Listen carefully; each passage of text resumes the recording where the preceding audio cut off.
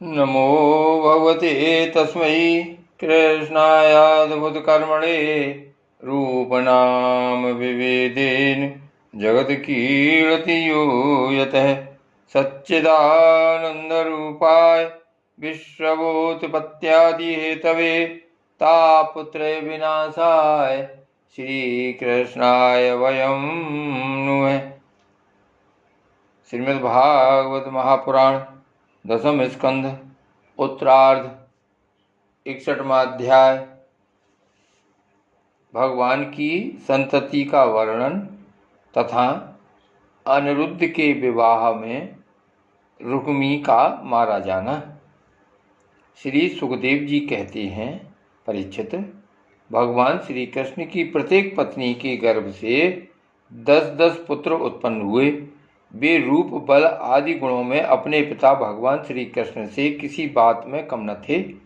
राजकुमारियां देखती थीं कि भगवान श्री कृष्ण हमारे महल से कभी बाहर नहीं जाते, सदा हमारे ही पास बने रहते हैं। इससे वे यही समझती कि श्री कृष्ण को मैं ही सबसे प्यारी हूँ।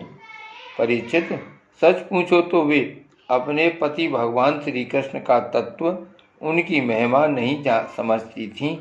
वे सुंदरियां अपने आत्मानंद में एक रस स्थित भगवान श्री कृष्ण के कमल कली के समान सुंदर मुख, विशाल बाहु, कर्ण स्पर्शी नेत्र, प्रेम भरी मुस्कान, रसमयी चितवन और मधुर वाणी से स्वयं ही मोहित रहती थीं।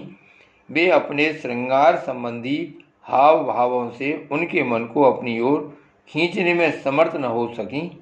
वे 16,000 से अधिक थीं। अपनी मंद मंद मुस्कान और तिरछी चितवन से युक्त मनोहर भौं के इशारे से ऐसे प्रेम के बाण चलाती थीं जो काम कला के भावों से परिपूर्ण होते थे, परंतु किसी भी प्रकार से किन्हीं साधनों के द्वारा भी भगवान के मन एवं इंद्रियों में चंचलता नहीं उत्पन्न कर सकी। परीक्षित, ब्रह्मा आदि बड़े बड़े देवता भी भगवान के वास्तविक स्वरूप को या उनकी प्राप्ति के मार्ग को नहीं जानते। उन्हीं रमा रमण भगवान श्री कृष्ण को उन स्त्रियों ने पति के रूप में प्राप्त किया था। अब नित्य निरंतर उनके प्रेम और आनंद की अभिवृद्धि होती रहती थी और वे प्रेम भरी मुस्कुराहट, मधुर चितवन, नव समागम की लालसा आदि से भगवान की सेवा करती रहती थीं। उनमें से सभी पत्नियों के साथ सेवा करने के लिए सैकड़ों दासियां रहतीं। फिर भी जब उनके महल में भगवान पधारते तब वे स्वयं आगे जाकर आदर पूर्वक उन्हें लवा लाती, श्रेष्ठ आसन पर बैठाती, उत्तम सामग्रियों से उनकी पूजा करती, चरण कमल पखारती, पान लगाकर खिलाती, पांव दबाकर थकावट दूर करती, पंखा झलती, इत्र, फुलेल, चंदन आदि लगाती, फूलों के हार पहनाती, केस संवारती, सुलाती, स्नान कराती और अनेक प्रकार के भोजन कराकर अपने हाथों भगवान की सेवा करती। परीक्षित, मैं कह चुका हूँ कि भगवान श्री कृष्ण की प्रत्येक पत्नी के 10-10 पुत्र थे। उन रानियों में 8 पटरानियाँ थीं जिनके विवाह का वर्णन मैं पहले कर चुका हूँ। अब उनके प्रद्युम्न आदि पुत्रों का वर्णन करता हूँ। रुक्मिणी के गर्भ से 10 पुत्र हुए। प्रद्युम्न, चारुदेषण, सुदेषण, पराक्रमी, चारुदेह, सुचारु, चारुगुप्त, भद्रचारु, चारुचंद्र, विचारु और 10वां चारु। ये अपने पिता भगवान श्री कृष्ण से किसी बात में कम न थे। सत्यभामा के भी 10 पुत्र थे। भानु, सुभानु, स्वरभानु, प्रभानु, भानुमान, चंद्रभानु, वृद्धभानु, अतिभानु, श्रीभानु और प्रतिभानु। जामवती के भी सांब आदि 10 पुत्र थे। सांब, सुमित्र, पुरजित, सत्यजित, सहस्त्रजित, विजय, चित्रकेतु, वसुमान, द्रविण और क्रतु।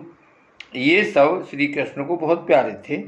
नागजिति, सत्या के भी 10 पुत्र हुए। वीर, चंद्र, अश्वसेन, चित्रगु, वेगवान, वृष, आम, शंकु, वसु और परम तेजस्वी कुंती। कालिंदी के 10 पुत्र ये थे: श्रुतु, कवि, वृषवीर, सुबाहु, भद्र, शांति, दर्श, पूर्ण मास और सबसे छोटा सोमक। मद्र देश की राजकुमारी लक्ष्मणा के गर्भ से प्रघोष, गात्रवान, सिंहबल, प्रबल, ऊर्ध्वभग, महाशक्ति, सह, ओज और अपराजित का जन्म हुआ। मित्रविंदा के पुत्र थे वृक, हर्ष, अनिल, गिरध, वर्धन, अनाद, महास, पावन, वैन और क्षुधि। भद्रा के पुत्र थे संग्रामजित, वृत्रसेन, सूर, प्रहरण, अर्जित, जय, सुभद्रवाम, आयु और सत्यक। इन पटरानियों के अतिरिक्त भगवान की रोहिणी आदि 16,100 और भी पत्नियां थीं। उसके दीप्तमान और ताम्रतृप्त आदि 10-10 पुत्र हुए। रुक्मिणी नंदन प्रद्युम्न का मायावती रति के अतिरिक्त भोजकट नगर निवासी रुक्मी की पुत्री रुक्मवती से भी विवाह हुआ था। उसी के गर्भ से परम बलशाली अनिरुद्ध का जन्म हुआ। परीक्षित, श्री कृष्ण के पुत्रों की माताएं ही 16,000 से अधिक थीं, इसलिए उनके पुत्र पौत्रों की संख्या करोड़ों तक पहुंच गई। राजा परीक्षित ने पूछा, परम ज्ञानी मुनीश्वर, भगवान श्री कृष्ण ने रणभूमि में रुक्मी का बड़ा तिरस्कार किया था, इसलिए वह सदा इस बात की घात में रहता था कि अवसर मिलते ही श्री कृष्ण से उसका बदला लूं और उनका काम तमाम कर डालूं। ऐसी स्थिति में उसने अपनी कन्या रुक्मवती अपने शत्रु के पुत्र प्रद्युम्न जी को कैसे ब्याह दी, कृपा करके बतलाइए।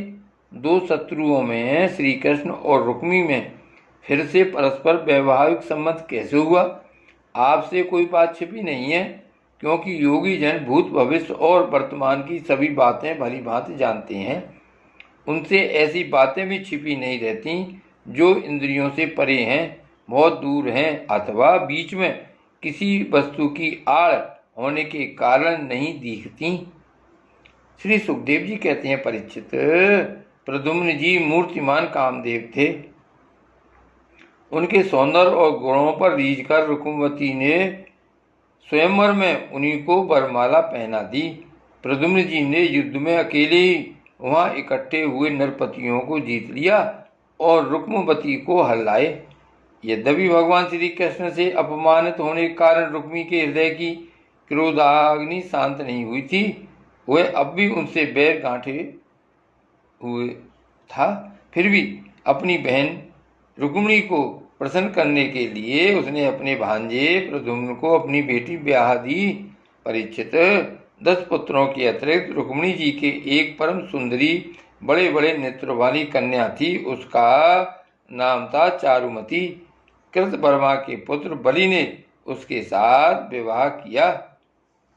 परीक्षित, रुक्मी का भगवान श्री कृष्ण के साथ पुराना बैर था, फिर भी अपनी बहन रुक्मिणी को प्रसन्न करने के लिए उसने अपनी पौत्री रोचना का विवाह रुक्मिणी के पौत्र अपने नाती दोहित्र अनिरुद्ध के साथ कर दिया।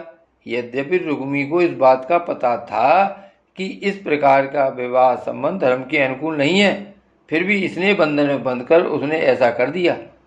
परीक्षित, अनिरुद्ध के विवाहोत्सव में सम्मिलित होने के लिए भगवान श्री कृष्ण, बलराम जी, रुक्मिणी जी, प्रद्युम्न, शाम आदि द्वारकावासी भोजकट नगर में पधारे। जब विवाहोत्सव निर्विघ्न समाप्त हो गया, तब कलिंग नरेश आदि घमंडी नरपतियों ने रुक्मी से कहा कि तुम बलराम जी को 500 के खेल में जीत लो। राजन, बलराम जी को पांसे डालने तो आते नहीं, परंतु उन्हें खेलने का बहुत बड़ा व्यसन है। उन लोगों के बहकाने से रुक्मी ने बलराम जी को बुलवाया और वह उनके साथ चौसर खेलने लगा।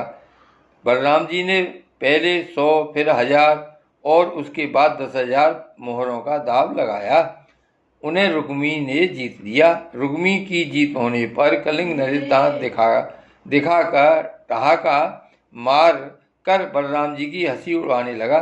बलराम जी से वह हंसी सहन न हुई, वे कुछ चिढ़ गए। इसके बाद रुक्मी ने 1,00,000 मोहरों का दाव लगाया। उसे बलराम जी ने जीत लिया, परंतु रुक्मी धूर्तता से यह कहने लगा कि मैंने जीता है।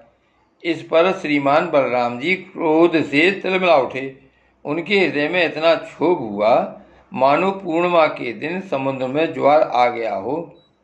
उनके नेत्र एक तो स्वभाव से ही लाल लाल थे, दूसरे अत्यंत क्रोध के मारे वे और भी दहक उठे। तब उन्होंने 10 करोड़ मोहरों का दाव रखा। इस बार भी दूत नियम के अनुसार बलराम जी की जीत हुई, परंतु रुक्मी ने छल करके कहा मेरी जीत है। इस विषय के विशेषज्ञ कलिंग नरेश आदि सभासद इसका निर्णय कर दें। उस समय आकाशवाणी ने कहा यदि धर्मपूर्वक कहा जाए तो बलराम जी ने ही यह दाव जीता है। रुक्मी का यह कहना सरासर झूठ है कि उसने जीता है। एक तो रुक्मी के सिर पर मौत सवार थी और दूसरे उसके साथी दुष्ट राजाओं ने भी उसे उभार रखा था। इससे उसने आकाशवाणी पर कोई ध्यान न दिया और बलराम जी की हंसी उड़ाते हुए कहा बलराम जी, आखिर आप लोग बनमन भटकने वाले ग्वाले ही तो ठहरे। आप पासा खेलना क्या जाने। पासों और बाणों से तो केवल राजा लोग ही खेला करते हैं, आप जैसे नहीं। रुक्मी के इस प्रकार आक्षेप और राजाओं के उपहास करने पर बलराम जी क्रोध से आग बबूला हो उठे। उन्होंने एक मुदगर उठाया और उस मांगलिक सभा में ही रुक्मी को मार डाला। पहले कलिंग नरेश दांत दिखा दिखा कर हंसता था, अब रंग में भंग देकर वहां से भागा, परंतु बलराम जी ने 10 ही कदम पर उसे पकड़ लिया और क्रोध से उसके दांत तोड़ डाले। बलराम जी ने अपने मुदगर की चोट से दूसरे राजाओं की भी बांह, जांघ और सिर आदि तोड़ फोड़ डाले। वे खून से लथपथ और भयभीत होकर वहां से भागते बने।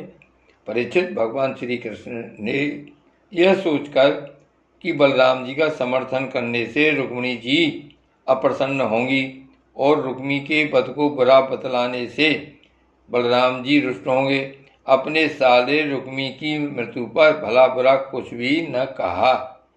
इसके बाद अनिरुद्ध जी का विवाह और शत्रु का वध दोनों प्रयोजन सिद्ध हो जाने पर भगवान के आश्रित बलराम जी आदि यदुवंशी नवविवाहिता दुल्हन रोचना के साथ अनिरुद्ध जी को श्रेष्ठ रथ पर चढ़ाकर भोजकट नगर से द्वारकापुरी को चले आए। श्री द्वारका नाथ की जय। श्री गोवर्धन नाथ की जय।